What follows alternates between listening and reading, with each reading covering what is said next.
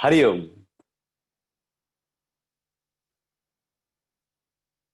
श्रीमद् भगवत गीता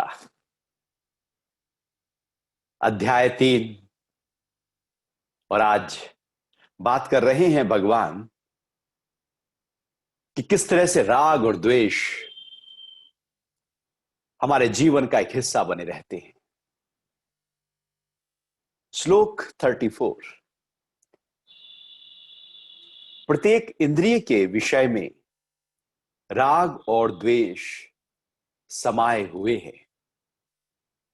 मनुष्य को इन दोनों के वशीभूत नहीं होना चाहिए, क्योंकि वे इसके शत्रु हैं। प्रत्येक इंद्रिय में राग और द्वेष समाये हुए हैं। इसको थोड़ा समझना है कि कैसे राग और द्वेष समाये हुए। आप कोई भी चीज देखते हैं तो या तो वो आपको अच्छी लगती है या वो आपको अच्छी नहीं लगती, या तो उसको पाने की चाह होती है या उससे दूर हट जाने की चाह होती है। कोई शब्द आपको प्रिय लगता है, कोई कीर्ति का, कोई मान सम्मान की बातें कर रहा है, आपकी बड़ाई कर रहा है, वाह क्या क्या है आपने जीवन में। और कोई ऐसे ही आपका अपमान कर रहा है कि तेने तो कुछ भी नहीं किया, जीवन खराब कर लिया अपना, या छोटी छोटी और बातों में अपमान किए जा रहे हैं। तो कुछ शब्द सुनने में अच्छे लगते हैं और कुछ शब्द सुनने में अच्छे नहीं लगते। तो जो शब्द सुनने में अच्छे लगते हैं उनसे हम राग कर लेते हैं, जो अच्छे नहीं लगते उनसे हम द्वेष कर लेते हैं। जो वस्तुएं अच्छी लगती है उनसे राग कर लेते हैं, जो पदार्थ व्यक्ति अच्छा लगता है उनसे राग कर लेते हैं, जो अच्छा नहीं लगता उनसे द्वेष कर लेते हैं। ऐसे कोई गंध हो, खुशबू हो, तो वहां पर भी कोई हमें बहुत अच्छी लगती है और किसी गंध से हम दूर भागते हैं।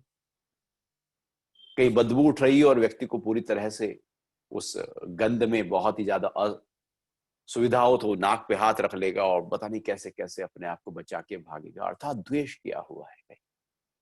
और कोई शायद कोई फूलों की खुशबू, कोई इत्र, कोई जो प्रिय है खुशबू, उसके प्रति आसक्ति कर लेते हैं, उसे चाहने लगते हैं।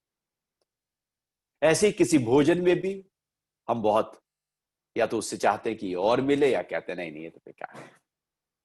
तो ऐसे ही किसी को चाहते हैं और किसी को नहीं चाहते। किसी को चाहने में राग पैदा होता है, किसी को नहीं चाहने में द्वेष पैदा होता है।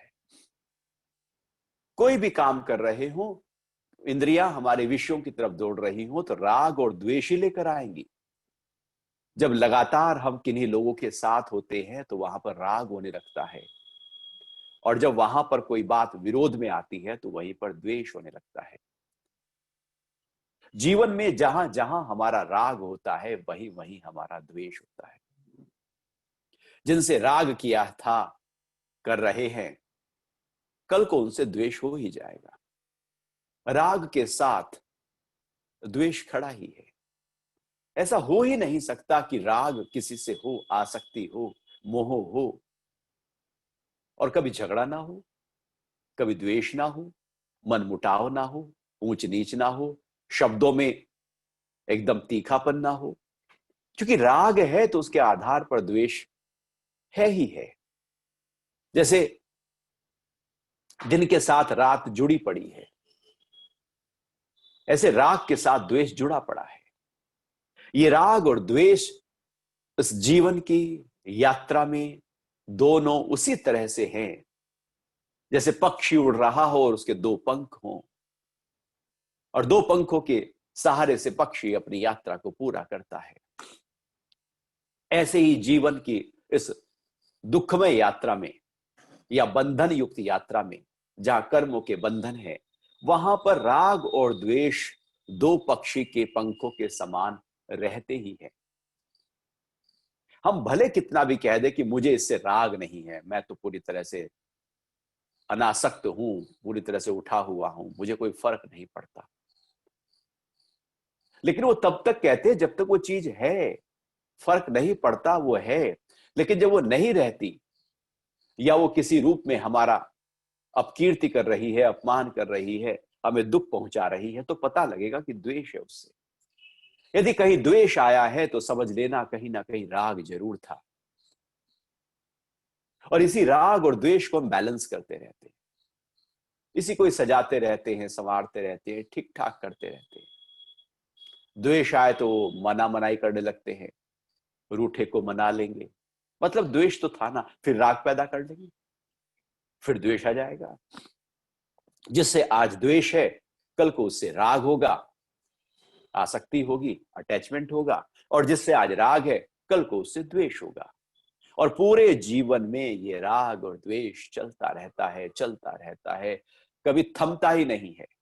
या तो राग बढ़ रहा होता है कभी, या द्वेष घट रहा होता है कभी। मन मुताबिक काम कर दीजिए, इच्छाओं को पूरा कर दीजिए, राग और बढ़ जाएगा।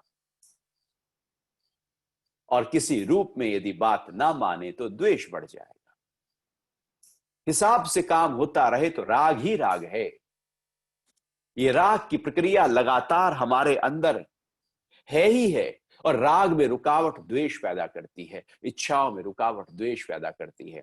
भगवान कह रहे हैं कि इंद्रियों के विषयों में राग और द्वेष समाये हुए हैं।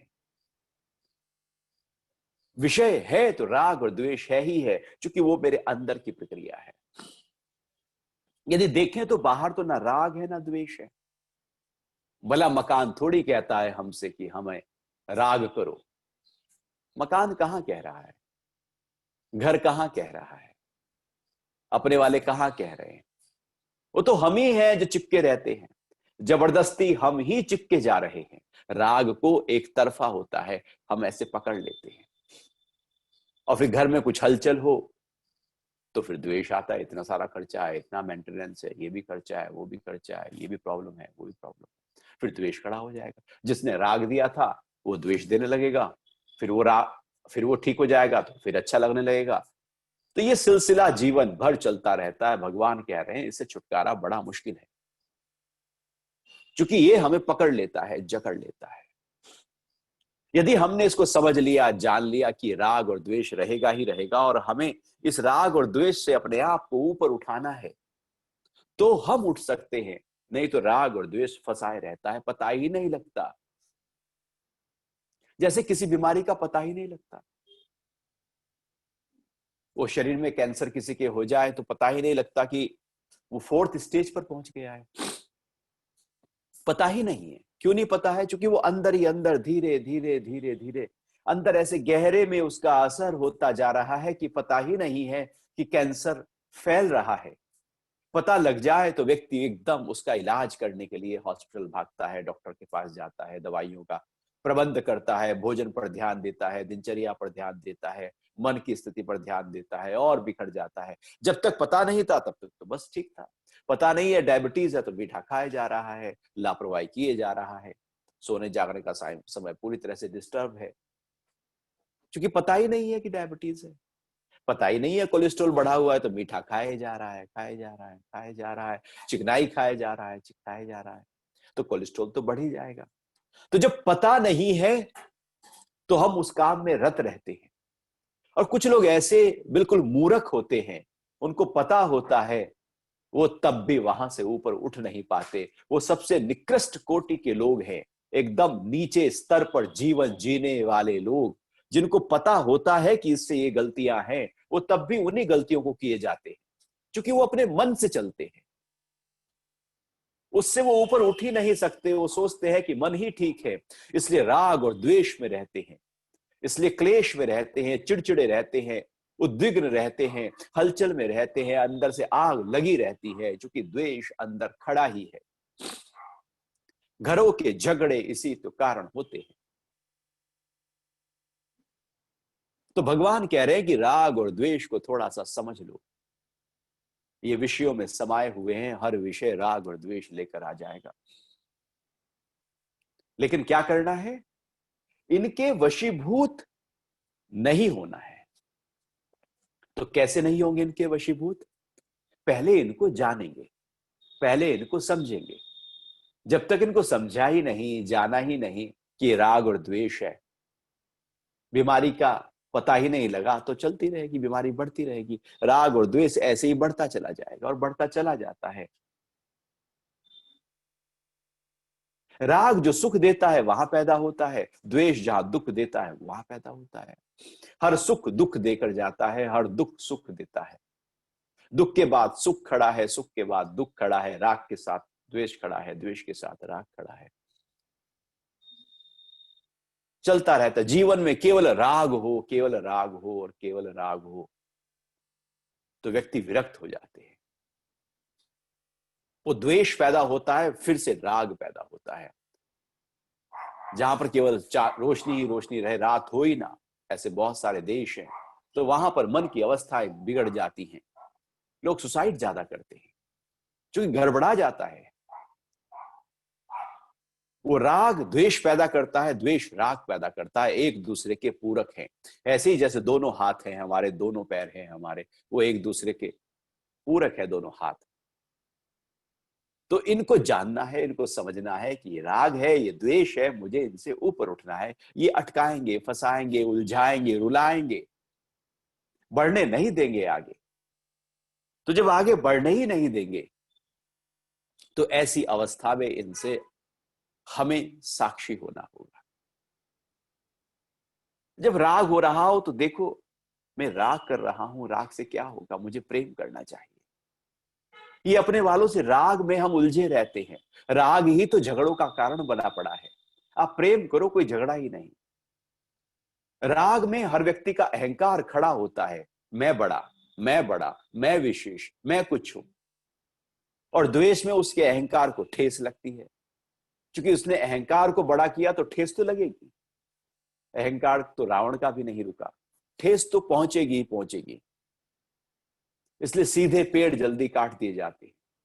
जिसका अहंकार बड़ा होता है, प्रकृति किसी ना किसी रूप में उस पर एकदम आरी चला देती है और द्वेष पैदा हो जाता है।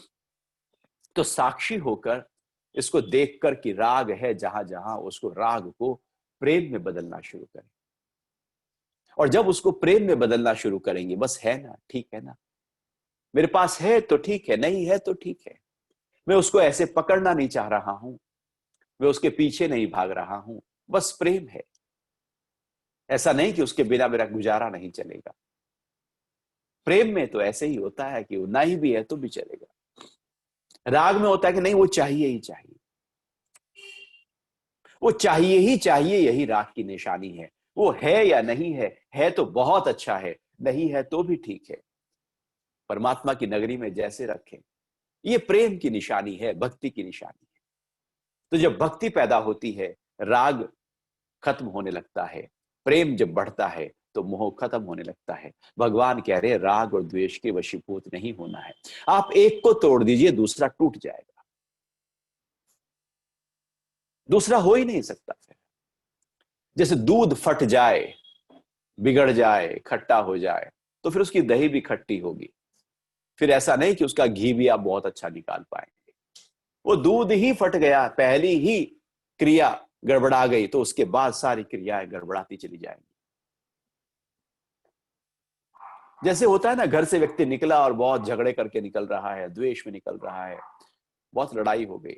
अब उसका दिन कोई अच्छा थोड़ी जाने वाला है। वो रैश ड्राइविंग करेगा, उल्टी सीधी ड्राइविंग करेगा, ऑफिस में भी वो सब बिखरेगा, वहां पर भी उसके अंदर झल्लाहट होगी, क्योंकि वो पहले से ही अपने को हिला चुका है। तो उसका फिर कॉन्सिक्वेंस तो आएगा। यदि राग है तो द्वेष आएगा। एक को तोड़ दीजिए, राग को प्रेम में बदल दीजिए, द्वेष खत्म है। जिनके अंदर प्रेम रहता है वहां द्वेष नहीं पनपता, क्योंकि राग ही नहीं पनपा। राग वहां पनपता है जहां जो चीजें हमें सुख देती हैं, द्वेष वहां पनपता है जो सुख दे रही थी अब दुख देने लगी तो द्वेष पनप गया। किसी से मीठी मीठी बातें करो, राग पैदा हो जाएगा। किसी को तीखी बातें करना शुरू कर दो, द्वेष पैदा हो जाएगा। अहंकार की पॉलिशिंग करना शुरू करो, राग पैदा हो जाएगा। और अहंकार की पूरी परत उतारना शुरू करो, नोचना शुरू करो, द्वेष पैदा हो जाएगा। ये राग और द्वेष के वशीभूत नहीं होना है। और जब हम वशीभूत नहीं होते तो हम अपने स्व के भाव में आने लगते हैं। भगवान इनको शत्रु कह रहे हैं, वे इसके शत्रु है। यदि कोई शत्रु है तो राग और द्वेष है शत्रु हमारे। कोई बाहर वाला व्यक्ति शत्रु थोड़ी होता है। हमारे अंदर द्वेष ना हो तो कोई दुश्मनी हो ही नहीं सकती। पहले तो द्वेष हमारे अंदर पड़ा है, तभी तो हम किसी से चिड़चिड़े हैं। वो चिड़चिड़ापन तो हमारे अंदर है, द्वेष हमारे अंदर है, घृणा हमारे अंदर है, दुख हमारे अंदर है, समस्याएं हमारे अंदर है, उलझन हमारे अंदर है, बदबू हमारे अंदर है। नाक में ही बदबू है। वो भुरंड होता है ना, उसको गोबर पे बैठता है, उसको उठाकर फूल के ऊपर बैठा दिया गया, तो वो कह रहा है मुझे तो खुशबू आ ही नहीं रही है। नाक में लगा है गोबर, तो फूल की खुशबू कैसे आएगी? अपने नाक के गोबर को हटाएं तो फिर फूल की खुशबू आए। अंदर पड़ा है द्वेष और बाहर ढूंढ रहे हैं प्रेम। अंदर का द्वेष हटे तो बाहर से प्रेम प्रकट हो। हम अंदर के द्वेष को हटाना नहीं चाहते और बाहर के प्रेम को बढ़ा लेना चाहते हैं, और फिर उसमें हार जाते हैं। हारना स्वाभाविक है, हारेंगे ही हारेंगे, क्योंकि द्वेष तो पहले अंदर हमने पैदा कर ही लिया है। तो शत्रु को शत्रु मान लो तो उसके लिए अब हम बचाव के साधन जुटा लेते हैं। अब बचते हैं, डरते हैं, दाएं बाएं होते हैं, अपने घर को सिक्योरिटी की तरह पूरी तरह से एकदम व्यवस्था देते हैं कि शत्रु का अटैक ना हो। यदि शत्रु का अटैक हो गया तो वो हानि पहुंचाएगा। शत्रु को शत्रु जान लो तो उससे बच सकते हैं। जान लिया कि सांप है, काट सकता है, तो बच सकते हैं। पता ही नहीं है सांप है तो काट लेगा। पता लग गया कि बिच्छू है, जहरीला है, बचना है तो बचाव करेंगे। पता लग गया मलेरिया, डेंगू, ये मच्छर हैं, बचाव करेंगे। पता ही नहीं है तो कैसे बचाव करेंगे? इसलिए सबसे ज्यादा मरने वालों की संख्या मलेरिया से है। मच्छर से, मच्छर के काटने से सबसे ज्यादा मानव जाति मरी है, शेर के खाने से नहीं मरी। हम डरते शेर से हैं और जो मच्छर है उससे नहीं डरते, क्योंकि वहां उसको शत्रु देख ही नहीं पा रहे हैं। हम शेर को शत्रु देख रहे हैं, इसलिए उससे दूरी कर लेते हैं और उससे अपना बचाव कर लेते हैं। हम मच्छर को शत्रु नहीं देख पा रहे हैं, डेंगू को शत्रु नहीं देख पा रहे हैं। कोरोना को शत्रु देखेंगे तो उससे बचाव करेंगे, और उसको शत्रु देखेंगे नहीं, ठीक है ना, तो फिर वो हमारे ऊपर अटैक करेगा। यदि उसको शत्रु मान लिया तो उससे बचाओ, क्योंकि शत्रु वही है जो आघात करे, अटैक करे, नुकसान पहुंचाए। तो भगवान इनको शत्रु कह रहे हैं, राग और द्वेष शत्रु हैं, क्योंकि ये हमको बाहर की तरफ लेकर जा रहे हैं, उलझा रहे हैं विषयों में। ये कभी भी अंदर ले जाने नहीं देंगे। द्वेष में बैठा हुआ व्यक्ति कभी भी आत्म भाव में रह नहीं सकता। मोह में बैठा हुआ व्यक्ति अपनी पत्नी के साथ हो, पति के साथ हो, बच्चों के साथ हो, मोह है तो, और वो साथ साथ चाहे कि आत्मा का अनुभव हो जाए, हो ही नहीं सकता। पड़े हैं, खिंचे हैं एक तरफ तो दूसरी तरफ जा कैसे सकते हैं? बंधे हैं एक तरफ तो दूसरी तरफ गति कैसे कर सकते हैं? किसी ने पेट पर रस्सी बांधी और पीछे से खींच रहा हो और हम आगे बढ़ने की कोशिश कर रहे हो तो कैसे बढ़ेंगे? रस्सी छूटे तो आगे बढ़े। मोह और राग और द्वेष ऐसे ही है कि रस्सी पकड़ी हुई है और खींचा जा रहा है पीछे की तरफ, और हम कह रहे हैं आगे क्यों नहीं बढ़ पा रहे? सारी ताकत लगाई है, सारी शक्ति लगाई है, सारा समय लगाया है, अध्यात्म की तरफ आगे बढ़ रहे हैं, और फिर भी कह रहे हैं कि वो ऊंची अवस्था नहीं मिल पा रही है, क्योंकि खींच तो पीछे से रही है। वो रस्सी काटो तो आगे बढ़े, रस्सी काटना नहीं चाहते, आगे बढ़ नहीं पाते। शत्रु है ये हमारे। फिर भगवान अगले श्लोक में और गहरी बात कर रहे हैं। एक बहुत ही महत्वपूर्ण बात भगवान ने एक श्लोक में कह दी, जीवन का सार कह दिया। भगवान कह रहे हैं कि अच्छी प्रकार से पालन किए हुए, ये श्लोक 35 है, चैप्टर 3। अच्छी प्रकार से पालन किए हुए दूसरे के धर्म से गुण रहित भी अपना धर्म श्रेष्ठ है। अपने धर्म में निधन भी कल्याणकारी है, किंतु दूसरे का धर्म भय देने वाला है। अच्छी प्रकार से पालन किए हुए दूसरे के धर्म से गुण रहित अपना धर्म श्रेष्ठ है। दूसरे का धर्म में नहीं जाना है, अपने स्वधर्म में रहना है।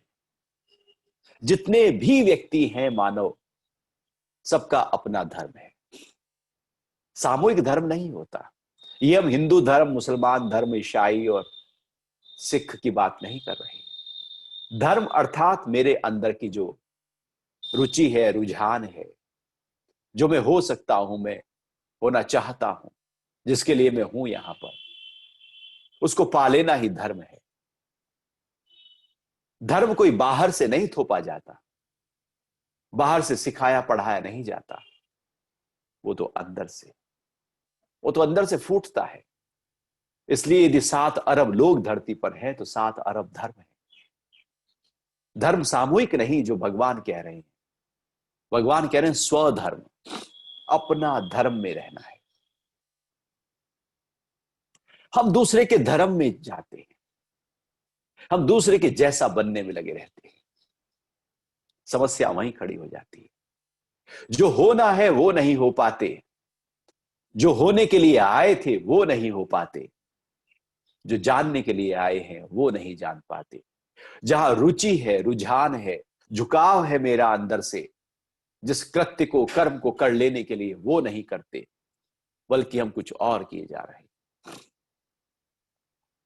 जो हम हो सकते हैं वही हमारे लिए कल्याणकारी होगा। जो हम हो नहीं सकते लेकिन वो अच्छा दिख रहा है बाहर से और हम उसको उस तरह से बनने में लग गए हैं, तो वो हमारे लिए कल्याणकारी कभी हो नहीं सकता। यही बात होती है कि जो बच्चा आगे चलकर कुछ करना चाहता है, चित्रकार बनना चाहता है, माता पिता कहते हैं चित्रकार में पैसा थोड़ी है, डॉक्टर बन। उसे जबरदस्ती डॉक्टर की परीक्षा, एंट्रेंस दिलाया जाता है। वो बहुत ज्यादा तैयारी करके एंट्रेंस पास कर लेता है और वो डॉक्टर एमबीबीएस करना शुरू करता है। अंदर से रुझान उसका चित्रकारी का है। वो डॉक्टर बन जाएगा, बन ही जाएगा और बन ही जाते हैं। लेकिन वो डॉक्टर बनकर भी कभी खुश नहीं रह पाएगा। वो अपने फील्ड में एक्सपर्ट हो नहीं पाएगा, वो ऊंचे स्तर पर जा नहीं पाएगा। अपने फील्ड में वही ऊंचे स्तर पर जा सकता है जो उसी के लिए बना था, वही कार्य जिसको करना था। जो हमें कार्य करना ही नहीं है, अंदर से बने ही नहीं है उसके लिए, वो हमारा स्वधर्म ही नहीं है। हम तो किसी के कहने पर, समाज के कहने पर, बाहर देखने पर, किसी के प्रभाव में अब हम उस काम में लगे हुए हैं। हम है नहीं उसके लिए, लेकिन हम कह रहे हैं कि नहीं, हमको तो यही करना है। नहीं, माता पिता कहेंगे तुझको इंजीनियर बनना है, नहीं तुझको व्यापार करना है, नहीं तुझको ये करना है, वो करना है। सोसाइटी कहेगी नहीं, इसमें पैसे हैं, इसमें ब्रांड वैल्यू है, ये कर, इसमें आएगा धन, इसमें आएगी कीर्ति। वो बनने लगेगा, लेकिन वो अंदर से तो वो स्वधर्म है ही नहीं उसका। स्वधर्म तो उसका कुछ और है, वो बना कुछ और है। जो बना है वो डॉक्टर इंजीनियर बने बैठे हैं, इंजीनियर डॉक्टर बने बैठे। जिसको खेती में रुचि है वो कह रहा है कि मुझे व्यापार करना है, जिसको व्यापार में रुचि है वो खेती कर रहा है। सब समाज में अस्त व्यस्त हुआ है, चूंकि हम दूसरों के आधार पर जी रहे हैं। जीवन में सुकून, आनंद, खुशी उन्हीं लोगों के पास है जो वो होना चाहते थे, वही हुए बैठे हैं। खुशी और धन का कोई आपस में संबंध है नहीं। ऐसा नहीं होता कि धन आ गया तो हम खुश हैं, तो सारे धनी खुश होंगे, ऐसा नहीं होता। फिर वो धनी लोग सुसाइड क्यों कर लेते हैं? वो धनी लोग घर क्यों छोड़ देते हैं? वो धनी लोग डिवोर्स क्यों कर लेते हैं? वो धनी लोग परेशान क्यों रहते हैं? वो धनी लोगों के बच्चे उन्हें क्यों छोड़ देते हैं? वो धनी लोग बच्चों को अपने से अलग क्यों कर देते हैं? धन से खुशी का कोई लेना देना है नहीं। हम जबरदस्ती जोड़े चले जाते हैं कि ये होगा तो इससे ये हो जाए। प्रकृति का ऐसा कोई नियम नहीं है कि धन के साथ सुख जुड़ा है। प्रकृति का नियम है कि संतोष के साथ सुख जुड़ा है, धन के साथ नहीं। लेकिन हम जबरदस्ती धन के साथ सुख जोड़े बैठे हैं। कि हम ये काम करेंगे तो धन आएगा, धन आएगा तो सुकून में होंगे। भगवान कह रहे हैं स्वधर्म को पकड़ो। आप अंदर से क्या होना चाहते हो, क्या होने के लिए पैदा हुए हो, क्या हो जाना चाहते हो। जो क्षत्रिय है वो ब्राह्मण बना बैठा है, जो ब्राह्मण है वो वैश्य बना बैठा है, जो वैश्य है वो शूद्र बना बैठा है। अपने कामों को छोड़कर कुछ और ही किए जा रहे, पूरा जीवन खराब हो गया। वो एक कहावत है ना कि वो कौवे ने देखा कि हंस तो क्या चाल चलता है। सब लोग हंस की तारीफ करते हैं, अब मैं अपने रंग को तो सफेद कर नहीं सकता, तो इसकी तरह चल के ही देख लूं, शायद लोग मुझे थोड़ा ध्यान दे, तवज्जो दे, वैल्यू दे, मुझे भी देखने आए। तो कौवे ने सोचा कि चलो जैसे हंस चलता है वैसे मैं चल के देखूं। वो हंस की नकल करने लगा, और जैसे जैसे ठुमक ठुमक कर हंस चल रहा है वैसे कौवा भी उसी तरह से चलने लगा। कुछ दिन उसने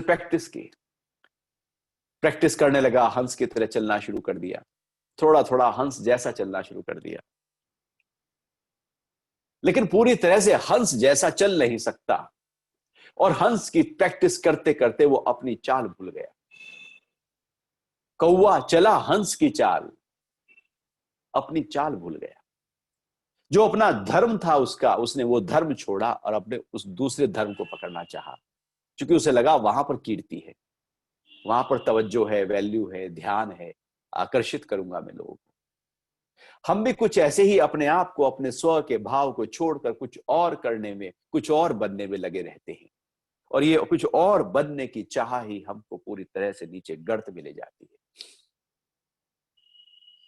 और पूरी सोसाइटी में यदि देखा जाए तो जो जो बनने के लिए आया है वो कुछ और किया जा रहा है, और जो सबसे ऊंचे पहुंचे हुए हैं वो वही बनने के लिए आए थे। जो सुकून, आनंद, मस्ती, खुशी, प्रसन्नता के साथ जी रहे हैं वो वही बनने आए थे जो वो बन रहे हैं। उनके अंदर की रुचि वही है। और यदि देखा जाए तो हमारा जो स्वधर्म है, अपने आप को जानना, अपने स्व को जानना, अपने आत्म भाव को जानना। और हम पर धर्म में जा रहे हैं।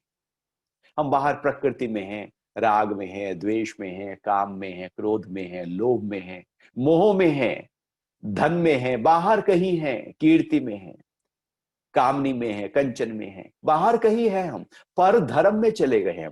अपने को छोड़कर जब पर में चले जाएंगे तो वो सब बेकार है। भगवान कह रहे स्व के धर्म में मरना भी हितकर है। यदि आप स्व के धर्म में अपने आत्म भाव को अनुभव करने में यदि व्यक्ति मर भी जाए तो वो हितकर होगा। लेकिन पर के धर्म में उसको बहुत ख्याति मिल जाए, कीर्ति मिल जाए, आनंद मिल जाए, सुकून तो स्व के धर्म में है, शांति तो स्व के धर्म में है। शांति भला बाहर थोड़ी होती है, पर में शांति नहीं। हम पर में ढूंढ रहे हैं शांति को, सुख को, आनंद को, खुशी को, उल्लास को, मुक्ति को पर में ढूंढा जा रहा है स्व में।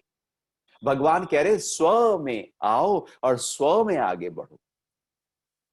हर व्यक्ति की अपनी स्व धर्म की यात्रा है। हम किसी के धर्म में जब एंटर करते हैं तो समझ लेना कि वहां पर हम पूरे हो नहीं पाएंगे, और जो हमारा स्व का धर्म था वो भूल जाएंगे, और जीवन पूरी तरह से ऐसे ही हो जाएगा कि जैसे दो नाव चल रही हैं और एक पैर इस नाव में और एक पैर इस नाव में। बिखरा हुआ व्यक्ति वही है जो पर धर्म में लगा हुआ है। हम ऐसे ही करते हैं, हम किसी के जैसा बोलने लगते हैं, अरे वो बहुत अच्छा बोलता है, चलो उसकी तरह से बोलने की कोशिश करें। हम किसी के जैसा दिखने लगते हैं, अरे उसने तो वैसे कपड़े पहने थे, वैसे कपड़े पहनकर उसके जैसा दिख जाए। किसी के जैसा दाढ़ी बनाने लगते हैं, मूंछ रखने लगते हैं, बाल रखने लगते हैं। किसी के जैसा हम दिखने लगते हैं, बोलने लगते हैं और कुछ करने लगते हैं। जब किसी के जैसा करने लगते हैं तो आपका अपना क्या रहा? आप तो कॉपी हैं, जैसे कार्बन कॉपी होता है। तो किसी की कार्बन कॉपी यदि बन भी गए तो उससे क्या होगा? ओरिजिनल के पैसे होते हैं, कार्बन कॉपी तो बहुत सस्ते में हो जाती है, 20 पैसे, 30 पैसे, 40 पैसे में कार्बन कॉपी निकल आती है। ओरिजिनल प्रिंट आउट यदि आपको मार्केट से निकालना हो, आप कभी जाओ, पेन ड्राइव लेकर ओरिजिनल प्रिंट आउट निकालो प्रिंटर से, वो आपको 10 रुपया, 20 रुपया, 5 रुपया जैसा निकालना है। यदि कलर निकालना है तो उसकी वैल्यू ज्यादा हो जाएगी, उसकी वैल्यू ज्यादा है और आपको इसकी कॉपी कर दो 100, वो आपको 10-20 पैसे में निकाल के दे देगा। तो कॉपी की वैल्यू नहीं, ओरिजिनल की वैल्यू होती है। स्वधर्म ओरिजिनल है, पर धर्म कॉपी है, और हम कॉपी बनने में लगे हुए हैं। तो कॉपी बनने में यदि बहुत कुछ पा भी लिया, अचीव भी कर लिया, तो उसकी वैल्यू नहीं है। लेकिन जो ओरिजिनल है, जो स्व है, जो अंदर से फूटा है, उसकी वैल्यू है। जैसे कोई मकान की रजिस्ट्री आपकी हो, बिल्कुल एकदम ओरिजिनल रजिस्ट्री हो, उसकी जो वैल्यू है, और उसके साथ साथ 1000 उसी की कॉपी करके रख लो, आप ढेर बना दो, तो उन ढेर की वैल्यू नहीं होगी, ओरिजिनल की वैल्यू। स्व की वैल्यू होगी, पर की वैल्यू नहीं होगी। पर मतलब परछाई, दूसरे की तरह बनने की कोशिश। और हम पर में रहकर सोचते हैं कि सुकून नहीं मिल रहा है, आनंद नहीं मिल रहा है। मिलेगा कैसे, वो वहां है ही नहीं। पर में तो कुछ भी नहीं है। भला पराए घर में थोड़ी कुछ मजा आता है, वो तो अपने ही में आएगा ना। तू अपने घर में जरूर आ जा, ये स्व के धर्म में हमें जरूर आना होगा। यदि स्व के धर्म में नहीं आए तो कभी आनंद नहीं है। और भगवान कह रहे हैं, स्व के धर्म की यात्रा करते करते, स्व में टिकते टिकते, स्व को अनुभव करते करते यदि निधन भी हो जाए, मृत्यु भी हो जाए, तो समझना कल्याण हो गया है। और यदि पर के धर्म में आप बहुत बड़ी कीर्ति भी कर लें, तो वो कर्म जो कि दूसरे का धर्म है, वो कभी भी कल्याणकारी नहीं होगा। वो धर्म श्रेष्ठ हो सकता है, दूसरे के लिए हो सकता है, लेकिन आपके लिए नहीं होता। इसलिए हमें अपने को देखना होगा कि मैं क्या बनने के लिए यहां हूं, मेरे अंदर से रुचि क्या है। इसलिए तो काउंसलिंग की जाती है बच्चों की। वो देखा जाता है बचपन से ही कि उसके अंदर की रुचि क्या है, रुझान क्या है, परमात्मा ने क्या क्वालिटी इस बच्चे में डाली है। हर बच्चे में कुछ ना कुछ क्वालिटीज हैं, वो उसके रुझान से, बातचीत से समझ कर निकाला जाता है कि ये रुझान किस ओर है। अब उस रुझान जहां पर है, अंदर से एनर्जी फ्लो जिधर हो रहा है, प्राणा जिस तरफ गति कर रहा है, यदि उसी तरफ उसको सहयोग दिया जाए तो वो बहुत ऊंचाई पर चला जाता है। लेकिन हम क्या करते हैं, हम रुझान ढूंढते हैं बहुत बाद में। तब तक तो वो रुझान मर चुका होता है, खो चुका होता है, क्योंकि ऊपर से बहुत लिपापोती हो चुकी होती है। वो अंदर से भी खुद भूल चुका होता है कि आखिर में मुझे जाना किधर है। पता ही नहीं है, अपने का ही नहीं पता है कि जाना किधर है। हमें अपने रास्ते ही नहीं पता है, क्योंकि ऊपर से बहुत ज्यादा इस तरह से लेयर डाली गई है। तो लेयर को हटाकर अपने स्व के धर्म में हमें आना होगा। ये स्व का धर्म ही हमें कल्याण की तरफ ले जा सकता है। दूसरे का धर्म श्रेष्ठ भी क्यों ना हो, उससे क्या फायदा। वो श्रेष्ठ धर्म आपको कहीं भी आगे बढ़ा नहीं सकता।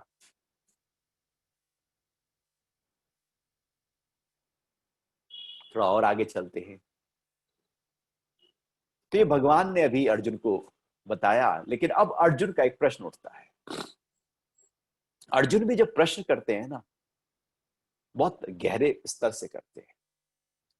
ज्ञान में आनंद तभी आता है जब प्रश्न बहुत एकदम उम्दा हो, ऊंचे हो, एकदम क्रीम की तरह प्रश्न आए, तो फिर आंसर भी उनका और ऊंचा आए। प्रश्नों के आधार पर आंसर आता है।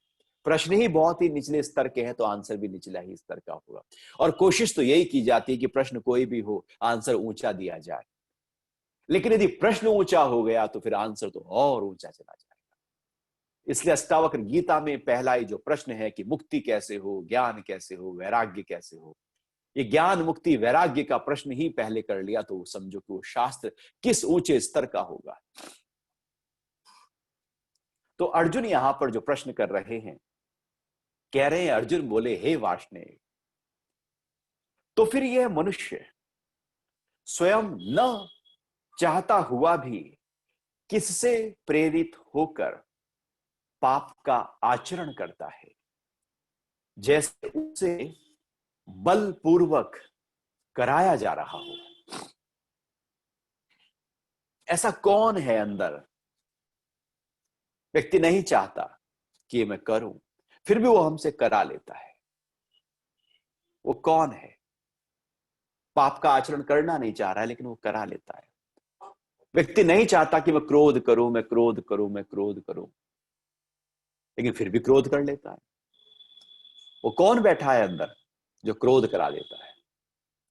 वो व्यक्ति था बहुत क्रोधी। जब देखो क्रोध, सुबह से लेकर बस उसकी गुस्सा है जो नाक भी बैठा रहे। हर समय चिड़चिड़ापन, हर समय जो भी अच्छा भी काम सामने आए तो उस पर भी क्रोध। जो क्रोधी होता है उसको मौका चाहिए क्रोध करने का। अच्छे से अच्छा काम करके दे दो, खुश नहीं होगा, क्रोध करेगा।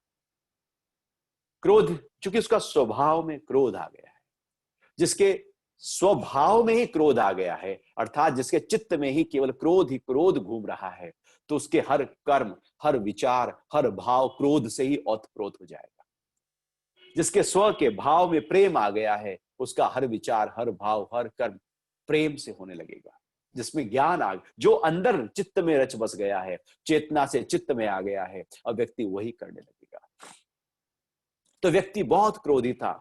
गांव में दूर दूर तक उसकी ख्याति थी कि क्रोध सबसे ज्यादा वही करता है। एक दिन एक संत गांव में आए, तो संत जब गांव में आए तो वो क्रोधी व्यक्ति पहुंचा और कहा कि मुझे बहुत क्रोध है, मैं समझ नहीं पाता मैं क्या करूं। मैं चाहता हूं कि क्रोध को रोकूं, लेकिन मैं रोक ही नहीं पाता। कोई तरकीब बताओ। तो संत ने कहा ऐसा करो, यहीं पर रहो मेरे साथ और मौन करना शुरू करो। मौन जो है, एकांत जो है, वो हमारे चित्त को शांत करने में बड़ी मदद करता है। इसलिए कोई भी विकार ज्यादा हो तो मौन कर दो, एकांत में आ जाओ, ध्यान में आ जाओ, वो शांत होने लगेगा। उसको मौन कराया गया और उसको मौन में आनंद आने लगा, उसको शांति का अनुभव होने लगा। उसने कहा कि वो जीवन तो बेकार था, मैं अपने रंग ही कपड़े ही रंग लेता हूं। अब वो गिरवे कपड़े पहनकर दूसरे दूर गांव में चला गया। था वो क्रोधी, उसने अपना नाम रख लिया शांतिनाथ।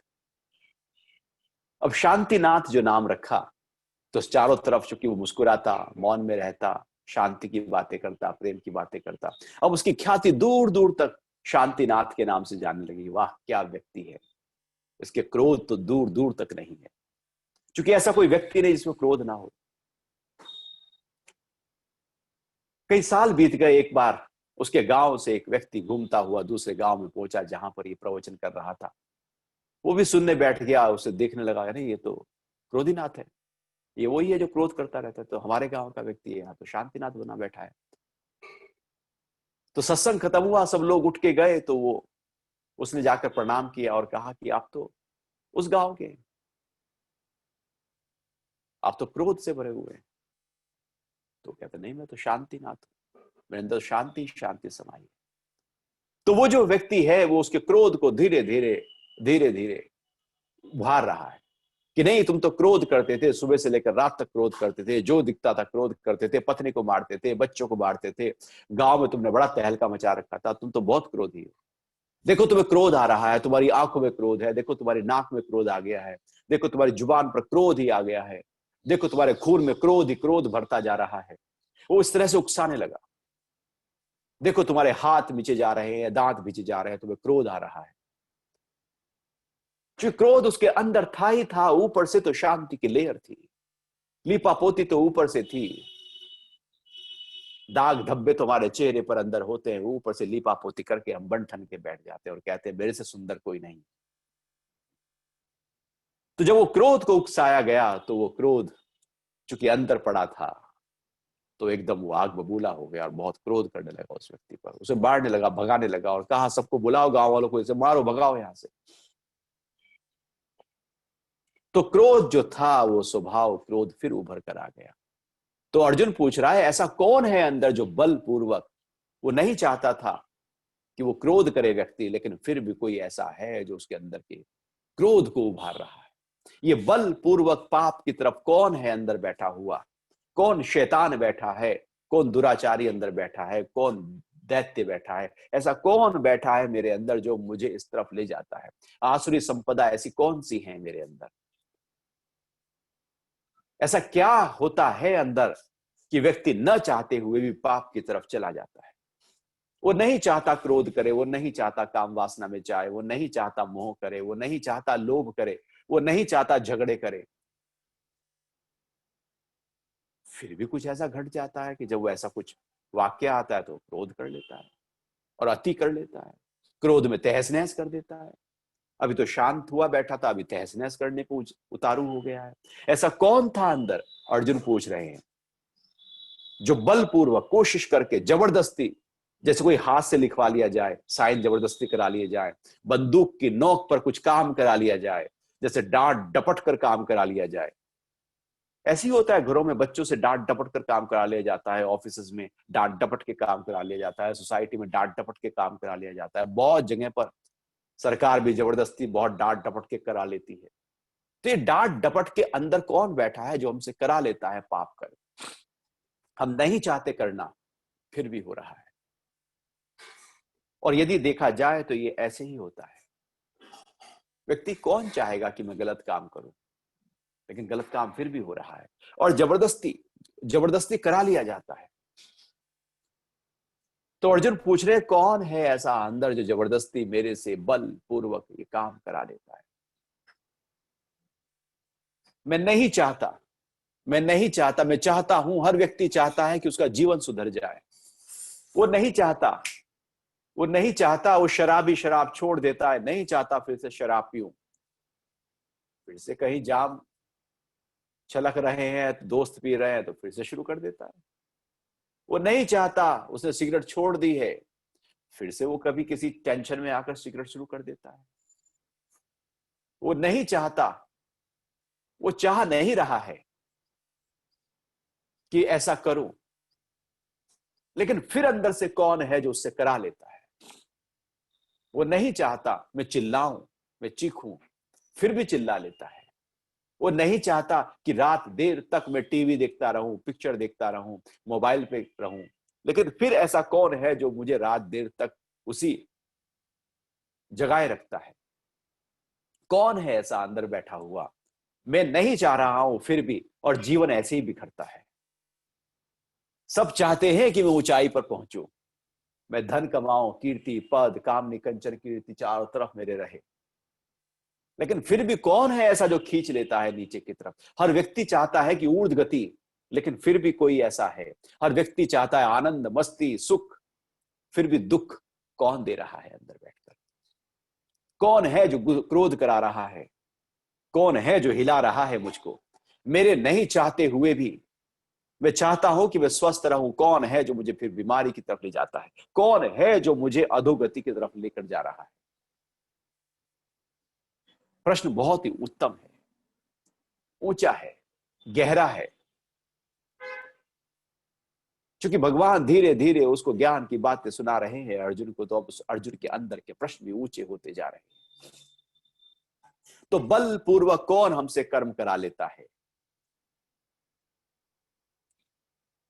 इसलिए अर्जुन कह रहे हैं, अर्जुन बोले, हे वार्ष्णेय, तो फिर यह मनुष्य स्वयं न चाहता हुआ भी किससे प्रेरित होकर पाप का आचरण करता है, जैसे उसे बलपूर्वक कराया जा रहा हो? श्री भगवान बोले, यह काम ही क्रोध है जो रजोगुण से उत्पन्न हुआ है। यह सब कुछ खा जाने वाला और बड़ा पापी है, इसे ही वैरी जान। कौन है अंदर बैठा हुआ? असलियत में तीन गुण हैं।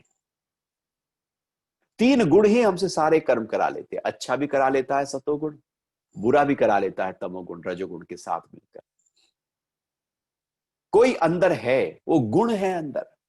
जैसा जैसा गुण उभरता है, जैसी जैसी वासना उभरती है, जैसा गुण उभरता है, वैसे चित्त में पड़े हुए संस्कार उभर जाते हैं और उसके कारण से एक वासना पैदा होती है। गुणों के आधार पर हम कोई भी कार्य करने के लिए बाधित हो जाते हैं, परवश हो जाते हैं, जबरदस्ती वो गुण हमसे करा लेते हैं, हम करना नहीं चाहते। तो भगवान कह रहे हैं जो रजोगुण है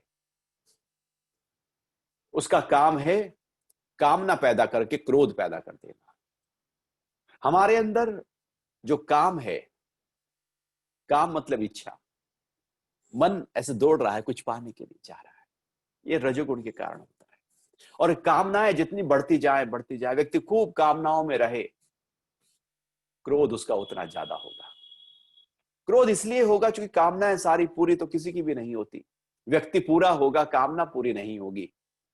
एक पूरी हो जाएगी, दूसरी खड़ी हो जाएगी, दूसरी पूरी हो जाएगी, तीसरी खड़ी हो जाएगी, तीसरी पूरी होगी, चौथी खड़ी हो जाएगी, पूरी करते जाओ खड़ी होती जाएंगी, पूरी करते जाओ खड़ी होती जाएगी। संतुष्ट हो नहीं सकता क्योंकि कामनाएं होती ही ऐसी। और जब संतुष्ट नहीं होगा तो फिर वो क्रोध पैदा होगा। काम ही क्रोध है। यदि क्रोध को दूर करना हो तो काम को पकड़ना होगा, काम को ठीक करना होगा, इच्छाओं को ध्यान देना होगा, इच्छाओं को करेक्ट करना होगा, इच्छा से निरिच्छा बनना होगा। यदि निरिच्छा है तो क्रोध किस बात का। यदि क्रोध को दूर करना हो तो क्रोध का जो कारण है काम, काम मतलब इच्छाएं, वासनाएं, मेरी चाहते, मेरी आशाएं, उसको थोड़ा ध्यान दो, उसको ठीक करो। जब इच्छा ही नहीं है तो फिर उसकी पूर्ति होना और ना पूर्ति होने में कोई मतलब ही नहीं। नहीं पूर्ति हुई तो क्रोध पैदा होता है, काम ही क्रोध बन जाता है। सारे काम किसी ना किसी रूप में क्रोध बने बैठे। यदि क्रोध कोई भी उठा तो उसके पीछे यदि झांक कर देखा जाए तो खिड़की से झांक कर उसी क्रोध की खिड़की से झांक कर उसके पीछे देखा जाए तो काम बैठा हुआ दिखाई दे जाएगा। छुपक के बैठा है काम किसी ना किसी रूप में, और उसी के कारण से क्रोध ऐसे प्रकट हो गया। काम ही क्रोध बन जाएगा।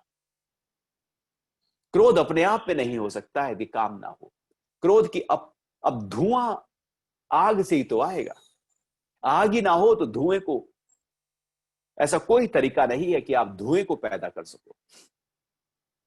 धुएं की आपको भ्रांति हो सकती है लेकिन धुआं वास्तविकता में नहीं होगा। आग से धुआं पैदा होगा। भगवान कह रहे काम ही क्रोध है। क्रोध धुआं है और काम उसकी अग्नि है। ऐसा हो नहीं सकता कि हमारे अंदर काम ना हो और क्रोध पैदा हो जाए। और यदि क्रोध है तो काम है ही है, काम ही क्रोध है।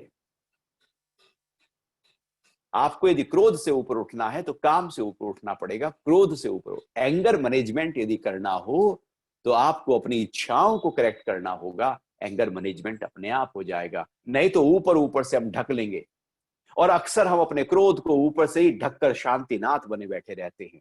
और फिर कल को कोई ऐसी वाक्य आता है, फिर व्यक्ति क्रोध में आ जाता है। फिर व्यक्ति कहता, तू जानता नहीं मैं कौन हूं, मैं पहले क्या था, कैसे तहस नहस करता था।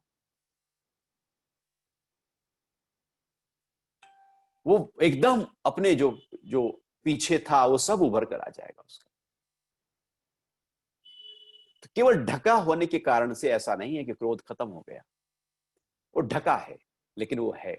तो काम ही क्रोध है। और सब काम में, सब कामनाओं में, सब इच्छाओं में है, इसलिए क्रोध है। सबको क्रोध है। कोई कहे मुझे क्रोध नहीं है तो बड़ा मुश्किल होगा। हाँ, कोई कहे मुझे निरिच्छा है, मैं इच्छाओं से उठ गया हूं, तो ऐसा निश्चित मान लेना कि उसको क्रोध नहीं। यदि क्रोध करेगा भी तो ऊपर का होगा, दिखावे का होगा, किसी को ठीक करने के लिए होगा, लेकिन वास्तविकता में क्रोध नहीं होगा क्योंकि उसका आधार ही खत्म हो गया। वो भ्रांति का होगा, जैसे धुआं भ्रांति का होता है, कहीं धुंध हो रही वो लगे धुआं है। वो भ्रांति का होगा क्रोध, लेकिन वास्तविक नहीं होगा क्योंकि काम ही नहीं रहा। जो रजोगुण से पैदा हुआ है, ये जो काम है, जो क्रोध है, अब ये हम पैदा नहीं करते।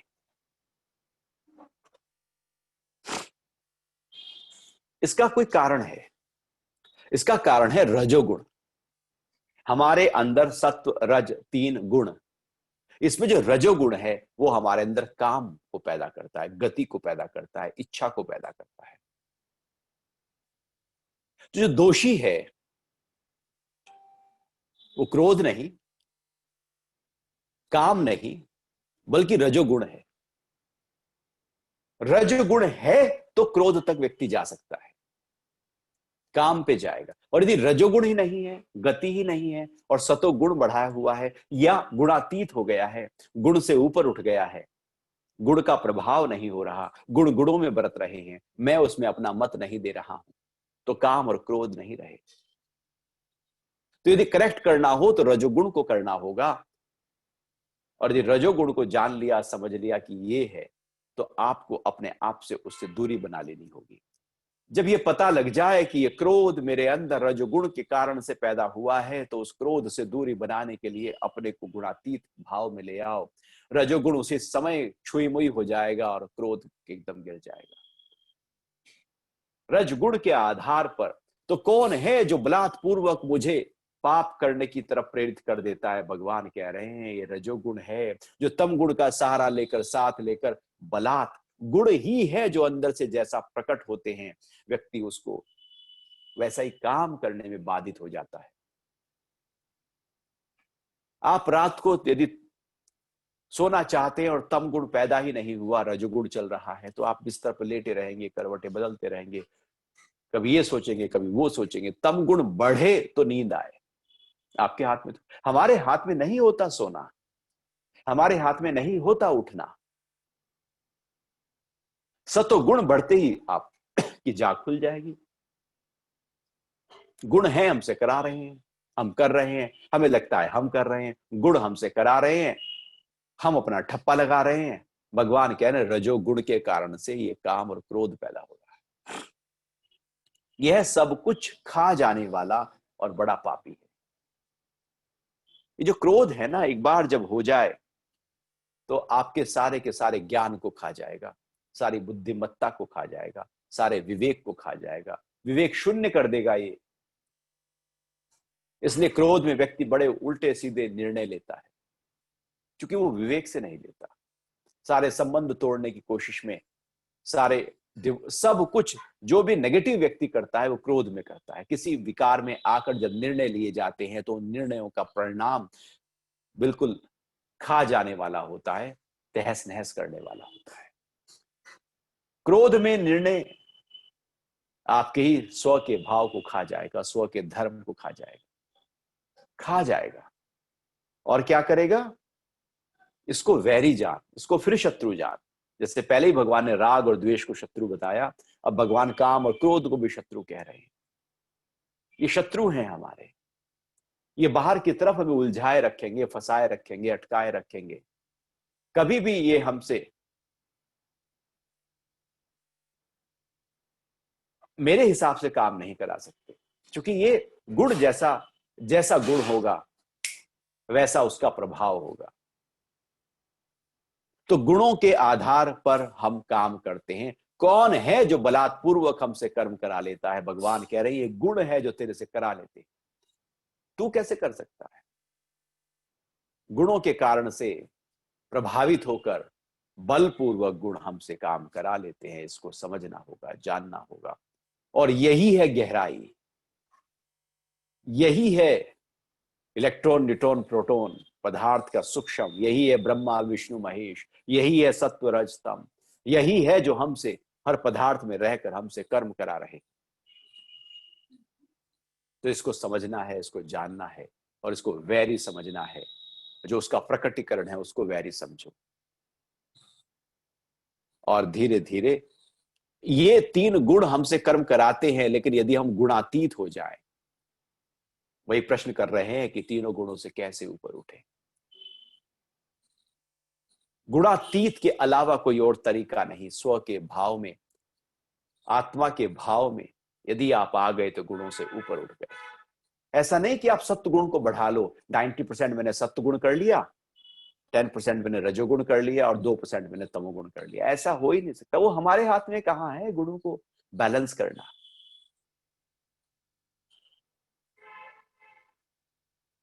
तो बैलेंस करना हमारे हाथ में नहीं, क्योंकि हम गुणों से प्रेरित हो रहे हैं। हम तीन गुणों से ऊपर उठ सकते हैं, हम गुणातीत हो सकते हैं, अर्थात हम आत्म भाव में आ सकते हैं। यदि हम अपने आत्म भाव में आ गए तो गुणों का कोई प्रभाव नहीं। ध्यान की गहराइयों में बैठने के बाद तीनों गुणों का कोई प्रभाव नहीं। स्व के भाव में आने पर तीनों गुणों का कोई प्रभाव नहीं। फिर रजोगुण अपना काम नहीं कर पाएगा, तमोगुण अपना काम नहीं कर पाएगा। वो अपना काम करेंगे, एक व्यवस्था के अनुसार करेंगे। हम उन तीन गुणों को ताकत नहीं देंगे, बल नहीं देंगे। हम उन गुणों से कोई छेड़छाड़ नहीं करेंगे।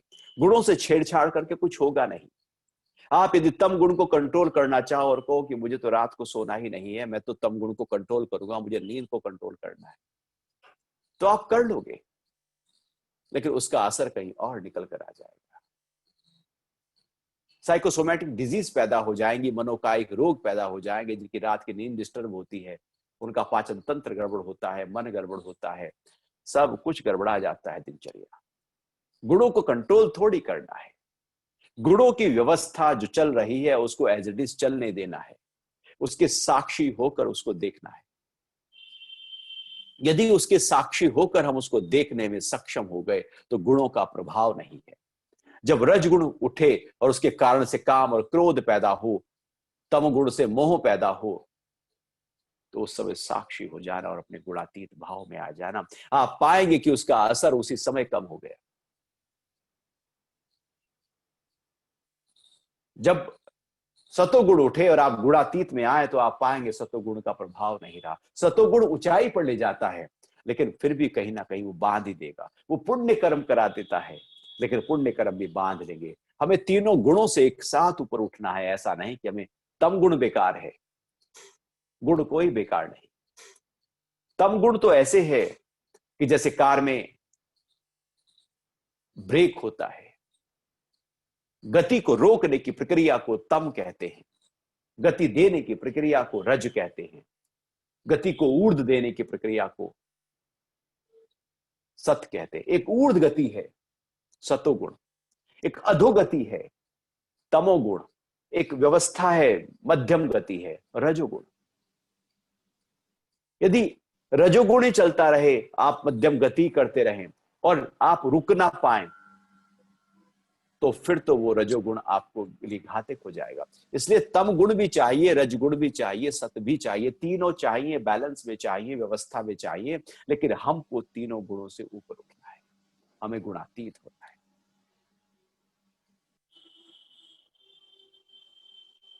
तो वो कैसे हो, कि तीन गुण किस तरह से काम करते हैं, वो आगे भगवान ने और व्याख्या के रूप में उसका वर्णन किया है। वहां पर उसकी और गहरे स्तर पर हम चर्चा जरूर करेंगे। अभी आपका कोई प्रश्न उठ रहा हो तो उस पर बात करते हैं।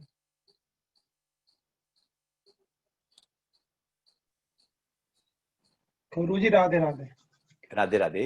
एक प्रश्न है, अभी आपने कहा था गुस्सा, क्रोध, अहंकार, तो कैसे कंट्रोल करें? वो तो होता ही नहीं है, वो तो अंदर का अहंकार है, हर बात पे आ जाता है, कितना भी करो। या तो यह कि मुखौटा लगा लो, पर वो भी कभी ना कभी कभी टूट जाता है। ये प्रश्न है। क्रोध को ऐसे ही है ना, कि जैसे हम पुराने घर हैं और वहां पर ऊपर बारिश के दिनों में पानी ऊपर थोड़ा भरता है और उसका जो असर है पानी का नीचे आ जाता है, पानी नीचे बहने लगता है या सीपेज आ जाती है, पूरी सीलन हो जाती है छत। और फिर हम क्या कर रहे हैं कि हम पुट्टी लेते हैं और नीचे से उसको फिल कर देते हैं और पुताई कर देते हैं और उसको ठीक कर देते हैं।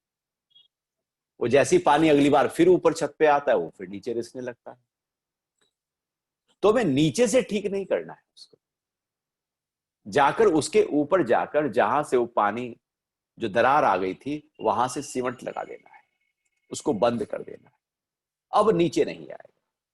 हाँ, उसका नीचे जो असर आ गया था अब उसको ठीक करना है। ऊपर को कारण को ठीक कर दीजिएगा, कार्य अपने आप ठीक होने लगेगा। तो क्रोध को ठीक नहीं करना। क्रोध को ठीक करने लगोगे तो फिर क्रोध अभी ठीक हो जाएगा, फिर आ जाएगा। क्रोध के कारण को पकड़ना है, या यूं कहें कि जब क्रोध उठे तो उसके साक्षी होना है। क्रोध से अपने आप को थोड़ा दूरी बनानी है और यह पक्का करना है कि मुझे क्रोध आ रहा है। जब आपको यह पता लग जाए कि मुझे क्रोध आ रहा है तो आप अलग हो गए, क्रोध अलग हो गया। मुझे क्रोध आ रहा है, मैं क्रोध में हूं। जब क्रोध होता है तो हम भूल जाते हैं कि मैं क्रोध में हूं, क्योंकि हम क्रोध ही बन जाते हैं। क्रोध और मैं अलग नहीं रहते, दो अलग अलग आइडेंटिटी नहीं रहती, अब एक हो गया है, रच बस गए हैं। जब क्रोध ही हम हो गए हैं तो अब कौन है कि क्रोध कम कर सके। यदि आपने अपने आप को अलग किया है तो आप क्रोध से बच सकते हैं। यदि आपने ही अपने आप को क्रोध में शामिल कर दिया, सारी शक्ति को, ऊर्जा को, तो फिर क्रोध से हम उसे ढक सकते हैं, मुखौटा लगा सकते हैं, ऊपर से कर सकते हैं, लेकिन अंदर गहराइयों से उसका असर नहीं होता। गहराइयों से क्रोध को दूर करना हो तो उसके साक्षी हो जाओ, उससे दूरी बनाओ और अपने अंदर प्रेम के भाव को बढ़ाना शुरू करो। द्वेष को खत्म करना हो तो राग को करेक्ट करना शुरू करो और राग को प्रेम में बदलना शुरू करो। द्वेष अपने आप खत्म हो जाएगा। क्रोध को दूर करने पर फोकस ना करो, बल्कि प्रेम को बढ़ाने पर फोकस करो। प्रेम बढ़ाते जाओ, बढ़ाते जाओ, क्रोध अपने आप छोटा होता चला जाएगा। यदि हम क्रोध को कम करने में लगे तो हम क्रोध में खड़े हैं, क्रोध की सोच रहे हैं, क्रोध जब आएगा उसको कम करूंगा।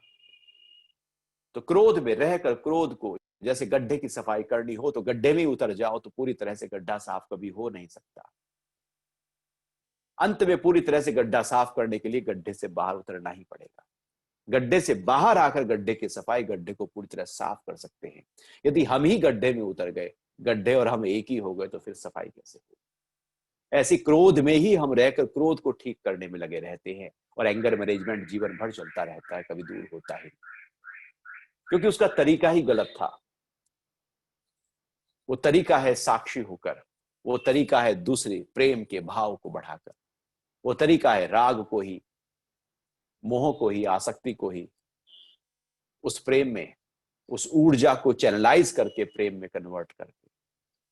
तो यदि ऐसा करने में हम सफल हो जाए, और हम जो ज्ञान चर्चा कर रहे हैं वो धीरे धीरे ज्ञान चर्चा हमारे अंदर आमूल चूल परिवर्तन लेकर आ रही है। हमें पता ही नहीं लगता कि कब इसका प्रभाव हमारे अंदर किस रूप में पड़ रहा है, लेकिन अंदर से चित्त, हमारे सोचने समझने, विचार, हमारे भाव, बदलाव आने लगता है। और धीरे धीरे वो बदलाव, चूंकि इतना थोड़ा होता है कि जैसे यदि 2-2, 5-5 ग्राम शरीर का वजन कम हो रोज, तो कैसे पता लगेगा। अचानक कोई देखेगा, अरे आप तो पतले हो गए। अपने को पता नहीं लगेगा कि हम थोड़ा थोड़ा बढ़ रहे हैं, थोड़ा थोड़ा घट रहे हैं। जब थोड़ा बढ़ चुके होंगे या थोड़ा कमजोर हो चुके होंगे, तब पता लगेगा। इसलिए अपने आप को पता नहीं लगेगा, लेकिन आप साक्षी होकर दूर, जैसे क्रोध से आप दूर हो जाएंगे, जो क्रोध आए उसके साक्षी हो जाएं और दिन भर आप अपने प्रेम को बढ़ाते जाएं, तो आप पाएंगे क्रोध आ ही नहीं रहा। क्रोध के कारण को ही आप निवारण करो। क्रोध का निवारण ना करो, बल्कि उसके कारण का निवारण करो। क्रोध चला जाएगा। क्रोध के पीछे ना भागो। क्रोध के पीछे लाठी लेकर भागोगे तो क्रोध तो खड़ा ही रहेगा, क्योंकि क्रोध के पीछे भागा जा रहा है। क्रोध तो हमारे मन में है ही, क्रोध का ध्यान तो है ही, क्रोध के पीछे तो है। क्रोध के पीछे लाठी लेकर भागने से क्रोध जगा रहेगा, भले भागेगा लेकिन जगा रहेगा।